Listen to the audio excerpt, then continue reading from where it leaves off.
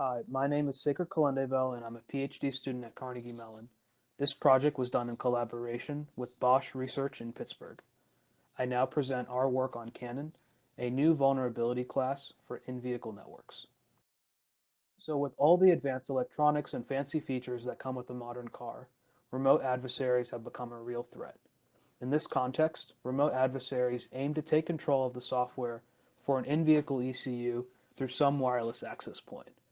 With this remote control, an adversary can then use this compromised ECU to launch further attacks against the in-vehicle CAN bus. While attacks that require physical access can only target a single car, remote attacks can in fact open the door to large-scale attacks, and thus they are a serious concern for the automotive industry. Now, one type of attack that's been a concern is the remote shutdown attack, where an attacker uses the compromised software of one ECU to shut down another victim ECU.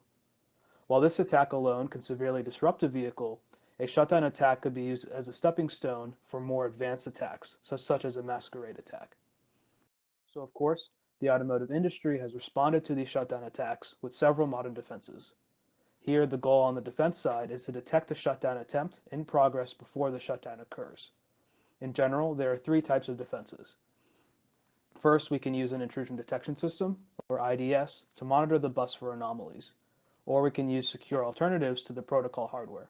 And finally, we could monitor the bus voltage for anomalies to detect the shutdown attempt.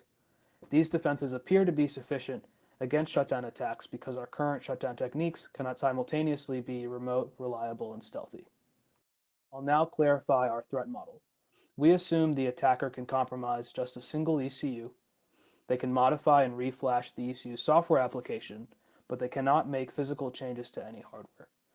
Now, for the attack goals, we essentially want to achieve the same capabilities of an attacker with physical access while operating under the constraints of a remote attacker. Since physical access attacks are considered impractical, physical attacks have not been prioritized for state-of-the-art defenses. Thus, if we could somehow use software to mimic these physical access attacks, then we could be stealthy against modern defenses.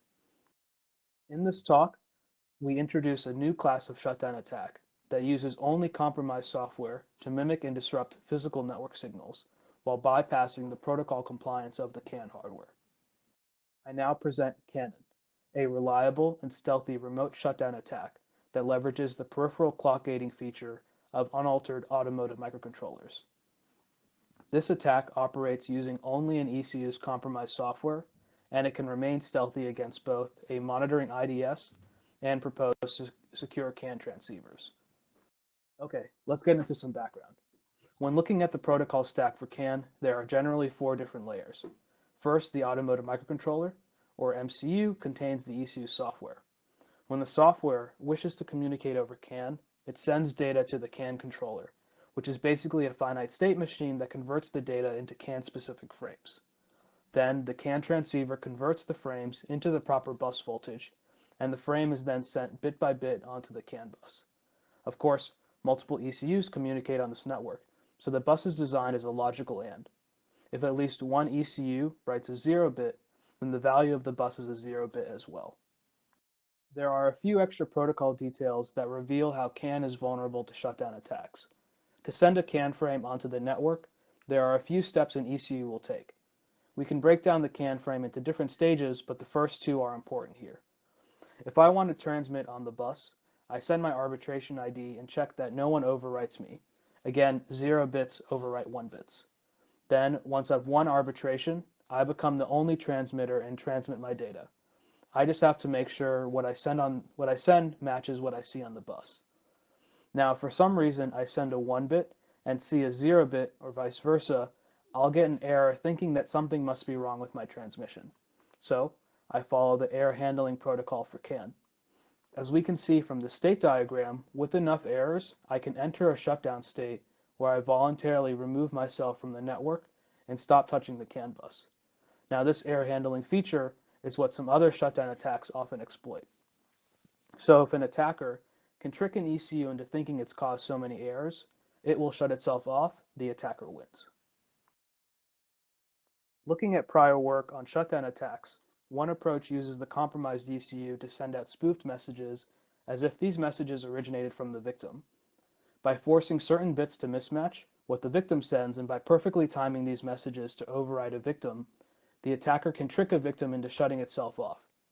However, this approach isn't very reliable in practice, and the automotive industry has built software-based IDSs that can detect anomalous behavior based on timing, content, and other features. In addition, the industry has also proposed using CAN hardware solutions to detect these spoofed messages. All right, so clearly the prior work on launching attacks from compromised software can be detected by modern defenses. What if we could somehow compromise the physical vehicle? Let's tap into the CAN bus and modify signals directly. Here we find that IDSs do not produce an alert even for a voltage-based IDS. However, this type of attack isn't taken seriously by the automotive industry since physical access isn't practical. An attacker might as well cut the brake lines and they can only attack one car at a time. So I'll now introduce our insight into a new class of shutdown attacks. Our main insight comes from a critical change in the design of modern ECUs, specifically for their microcontrollers. For the purpose of lowering an ECU's total power consumption, designers have implemented a feature called peripheral clock gating. This feature allows us to save energy by controlling when a peripheral is turned on or turned off. To turn on a device, a microcontroller simply provides a peripheral with a clock signal, which allows the peripheral to run.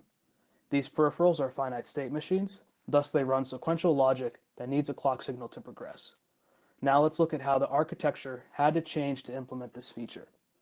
Originally, ECUs used to have an automotive microcontroller with a standalone CAN controller chip.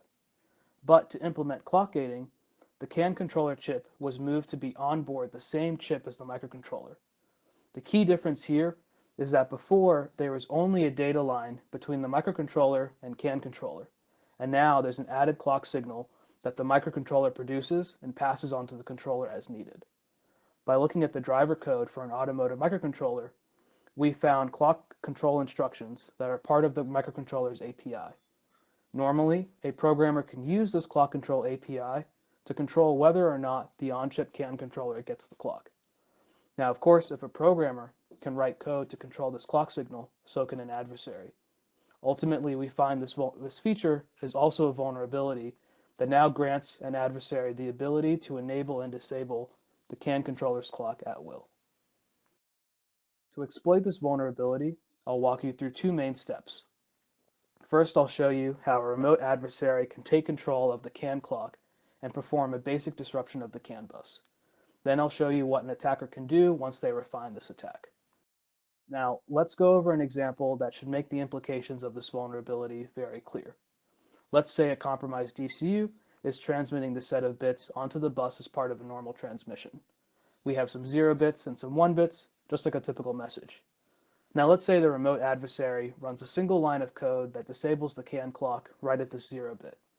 If we look at what the compromised ECU transmits up until the clock is disabled, the actual output matches exactly what we expected.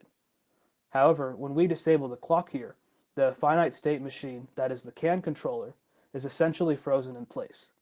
The controller was transmitting a 0 bit, and then it had its clock signal disabled. Without a clock signal, the controller logic cannot progress, and it cannot move on to the next bit. As a result, the remaining bits that the compromised ECU transmits are all zeros. By holding the bus to a dominant 0-bit state, our attacker, by running a single line of code, can disrupt the entire bus and block any other CAN traffic. Now in the paper, we discuss details to refine this clock control and reliably use software to form physical signals on the CAN bus. So let's see how we can exploit this vulnerability and all that we've covered to create our cannon attack. Here we give a single CAN message loaded into the compromised ECU that runs our cannon code. This single message is what will allow us to target and shut down a victim ECU. First, we load the attack frame into the compromised ECU's transmit buffer. Then we wait for the interframe spacing, basically when the bus is idle. Then, once we can transmit this message, we transmit the arbitration and control fields and then disable the clock. Two things here. Our ID of 0 gives us the highest priority, so we always win the bus. Also, after we transmit the ID, the compromised ECU now believes it is the bus winner, and all other ECUs stop transmitting. Now, since the other ECUs see that a message stopped for some reason, they produce an error. However, since the compromised ECU has already disabled the clock when this error frame appears, it does not see any kind of error and simply thinks it's about to send the data payload. Now that we've tricked the compromised ECU into thinking that it's still the bus winner, we can simply keep its CAN clock disabled until our victim message appears on the bus. So when the victim message is transmitting its data, our attacker can now craft an error frame using a reliable approach that we detail in the paper. Now with the 64-bit maximum payload for the CAN frame, we can use a pattern of alternating zeros and ones, allowing us to create a total of 32 error frames from just a single CAN frame. So what happens after we inject our first error frame during a victim's message? Well, lucky for the attacker, the victim's CAN controller will try to retransmit the message, so we simply have to create more error frames and target 31 retransmissions. So now that we've attacked a total of 32 victim messages, that is the original victim message and 31 retransmissions, the victim now shuts itself off, as we see from the bus idle. So of course, this setup is not the only way to use the clock gating vulnerability to launch an attack. Our insight gives us a great amount of flexibility in how we can produce an attack, and we also offer alternatives using other parts of the CAN frame. We can create an attack simply using the start of frame bit to create an error frame. We can also use the acknowledgement bit. Both alternatives use only a single bit and do not require transmitting any other data onto the bus, giving us a powerful attack with a very small footprint on the network. We also address how to tackle practical challenges in the paper. For our experiments, we target two vehicles, a 2009 Toyota Prius and a 2017 Ford Focus. We target ECUs in these vehicles by using these two automotive microcontrollers. Think of them as the compromised ECU in our attack. Also, for our prototyping and initial experiments, we use an Arduino DUI board, which has a similar design as the microchip board. So, our first attack. We target the engine ECU of the Ford Focus using the microchip board. We achieve a shutdown attack using the loading firing version of the attack we discussed before, and we can perform a shutdown of the engine ECU in 2 milliseconds. The victim does recover, but we can repeat the attack as needed. We imagine that there could be some future work that investigates how to suppress and then stealthily masquerade as the engine ECU using our work as a launchpad. In another attack, we target the power steering ECU of a Prius using the ST board. We achieve a shutdown in 700 milliseconds using the start of frame bit version of our attack. While this attack has a smaller footprint, it does require more time to be successful, but it still works. The power steering ECU does not auto-recover and remains shut down. You can imagine an attacker launching this attack while the vehicle is in motion. We now pit Canon against 3 defenses used by state-of-the-art techniques that successfully detect other shutdown attacks. First, we build an IDS software application that checks for a significant change in message timing. Another defense we tested was building our own custom secure transceiver that checks the ID of any outgoing messages.